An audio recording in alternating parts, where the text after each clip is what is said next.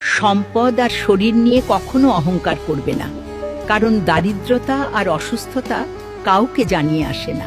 সৌন্দর্য আর যৌবন নিয়ে কখনো গর্ব করা ঠিক না, কারণ বার্ধক্য আর মৃত্যু কখনো জানিয়ে আসবে না। প্লিজ ঠকে গিয়ে আফসোস করবেন না, কারণ ঠকতে গেল 3টি বিশেষ যোগ্যতা লাগে। 1, আপনার মনটা হতে হয় কাঁচের মতো স্বচ্ছ। 2, অন্যের ক্ষতি করার চিন্তা আপনার মাথায় থাকে না। আর 3, কোনো স্বার্থ ছাড়াই কাউকে অন্ধের মতো বিশ্বাস করার সাহস আপনার আছে। ঠকে তো তারাই যারা মানুষ হিসাবে ভেজালহীন। আপনি ঠকে যাওয়া প্রমাণ করেছেন এই মিথ্যের শহরে আপনি এখনো সত্যিকারের মানুষ হয়ে বেঁচে। কাফন বড়ই অদ্ভুত এক কাপড়। সারা জীবন আমরা কত রং বেরঙের পোশাক খুঁজি, অথচ শেষে জুটলো কি পকেটবিহীন এক সাদা কাপড়। যে বানালো সে বেচে দিল, যে কিনলো সে পড়লো না, আর যে পড়লো সে বুঝতেই পারলো না তার দুনিয়ার সফর শেষ। মানুষ কিসের এত অহংকার করে? সত্যি বললে যদি শত্রু বাড়ে, তবে সেই শত্রুতা আমার গর্ব।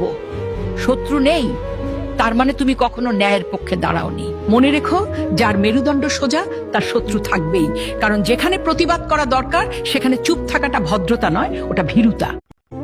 আমি এমন একটা জীবন পার করে দিলাম যেখানে আমার একটা দিনও পার হওয়ার কথা ছিল না।